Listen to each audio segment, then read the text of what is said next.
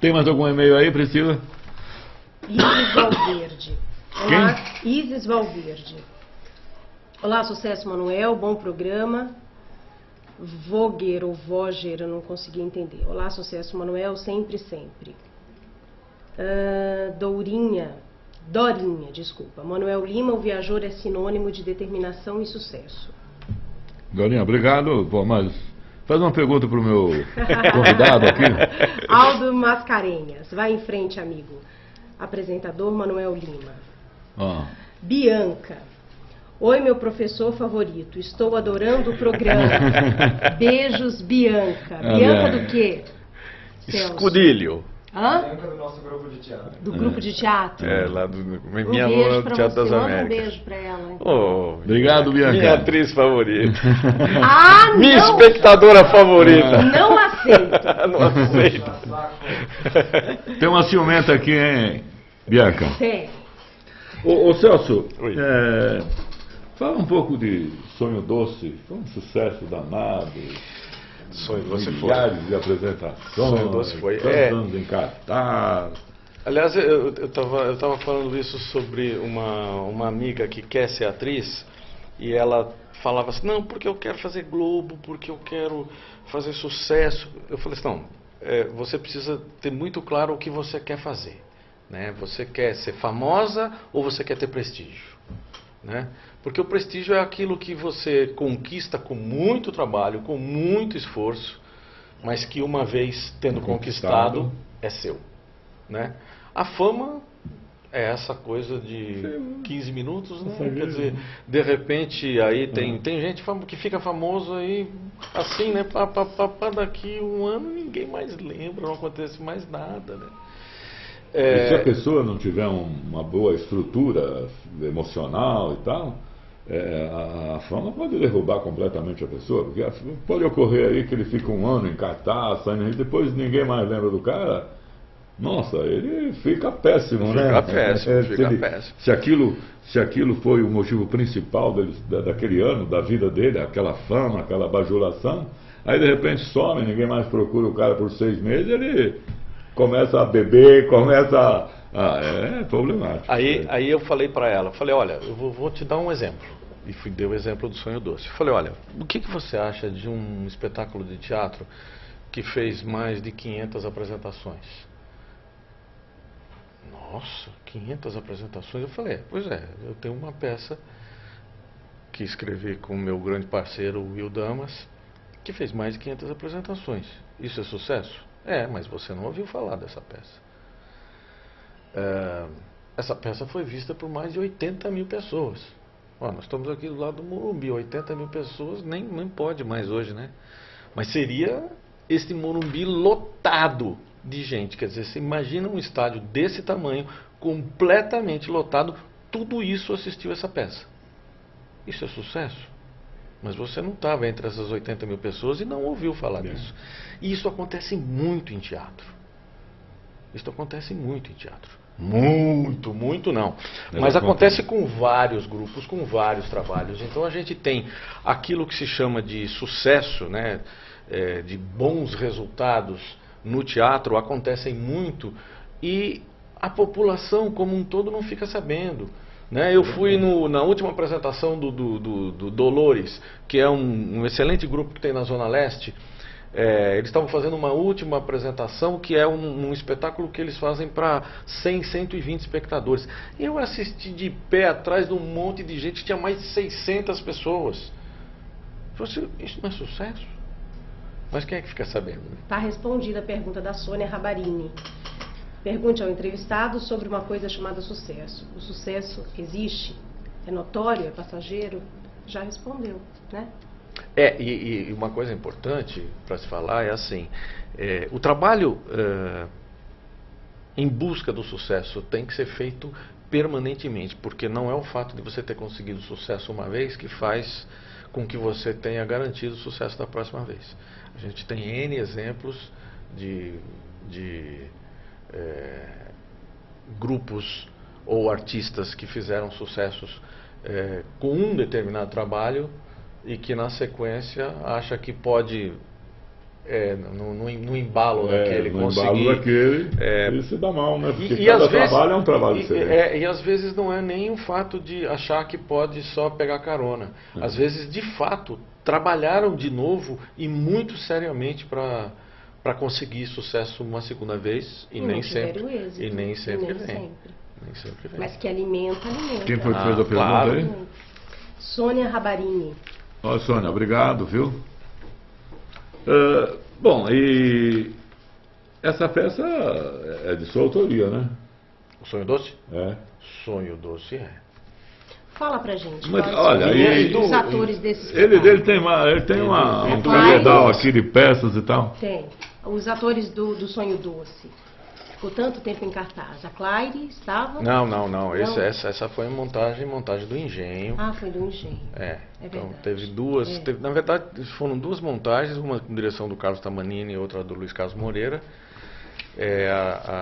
A do Tamanini ainda no Grupo Engenho, a do Moreira já foi com o projeto Engenho Teatral, que é um projeto que já está aí há 17 anos. Entendi. Eu queria que você falasse um pouquinho de cada peça sua autoria, só para a gente ficar conhecendo o nome da peça e alguma coisa, como é que foi, onde se apresentou e tal.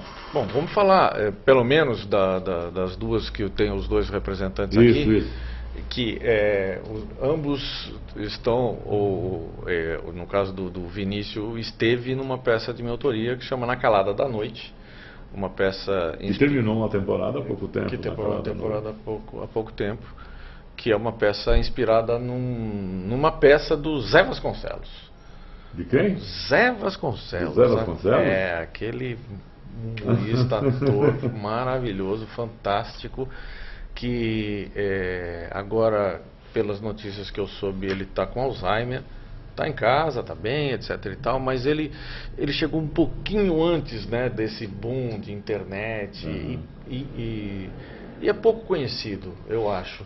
Pelo menos da nova geração. Da nova geração, que não tem noção do homem maravilhoso, do ator, do humorista, tão humor que eu admiro, que eu gosto muito. Tem no YouTube alguma coisa, tem alguma coisa gravada, você só tem o áudio.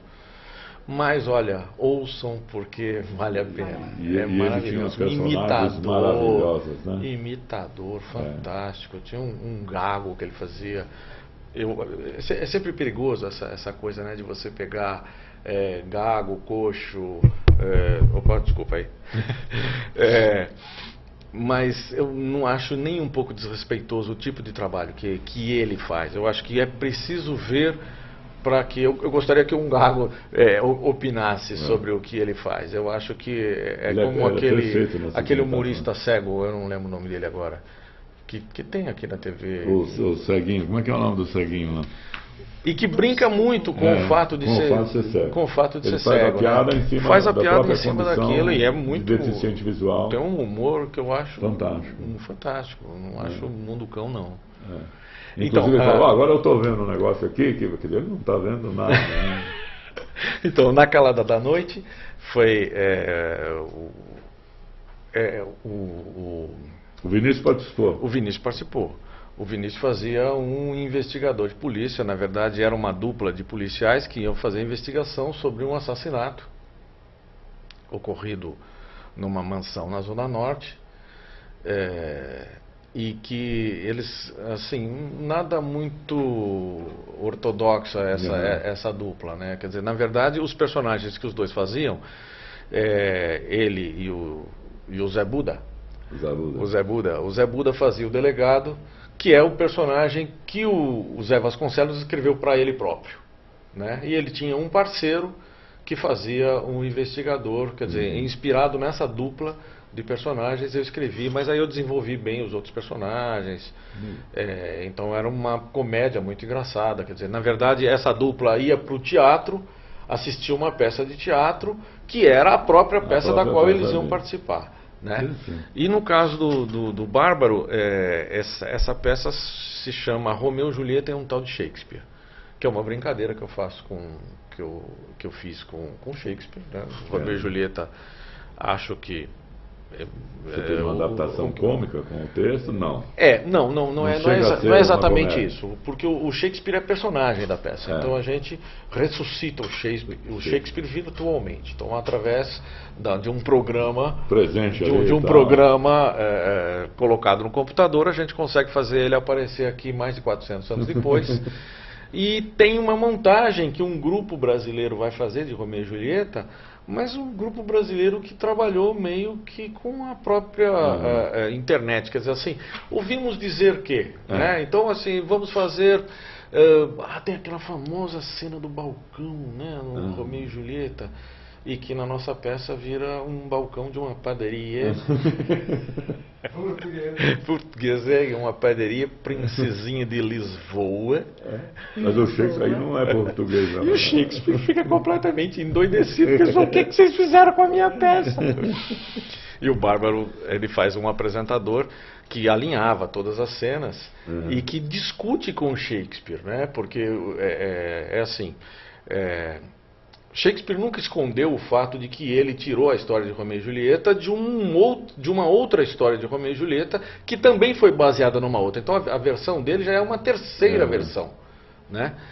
E na necessidade de fazer as coisas no teatro, na história dele, se você pegar o filme, o livro, ler a peça, acontece desse jeito mesmo. Quer dizer, numa cidadezinha muito pequenininha, né? Eu me dei o trabalho de pesquisar Verona, quantos habitantes tem. Hoje tem 250 mil. Imagina no século XVI. E aí ele diz que o Romeu não conhecia a Julieta, sendo os dois de duas famílias muito ricas e poderosas, e as famílias se odiavam. Assim, e aí eles se conhecem, numa noite se apaixonam, e na noite seguinte eles já estão casados, sem que os pais saibam. E ela tem 13 anos, e ele deve ter quanto? 15, 16? Quer dizer, o Frei que fez esse casamento, mas onde é que está a cabeça? E todos esses questionamentos ele faz para o Shakespeare, e o Shakespeare fica... Não, mas espera aí, naquela época podia, porque também se você pensar que as pessoas morriam de velhice aos 40 anos, né? E nós passamos muito mais do que esses 40. Muito mais. Eu assisti a leitura, não foi? No Maria de la Costa. Muito bom. Muito bacana. Então, E aí, esse espetáculo vocês vão já entrar em cartaz? Não, esse a gente faz agora. Vai ser na família. Fala aí pra gente, Bárbaro. Agora vai ser no Colégio das Américas, Avenida Francisco Matarazzo, 913, se não me engano, perto do Shopping West Plaza. Essa sexta-feira, às 21 horas. Não precisa de ingresso, é de grátis. Mas tem que chegar um pouquinho antes. É com a participação especial da Bianca Escudilho. Bianca Escudilho está minha atriz favorita. Então, mas só na sexta-feira? Sim, só na sexta-feira. Todas as sextas? Vai ficar uma temporada? Uma única apresentação. Quem não viu, perdeu. Quem não viu, não vai poder. Mas por que você faz uma montagem e tal, faz uma única apresentação? Não pode, Celso?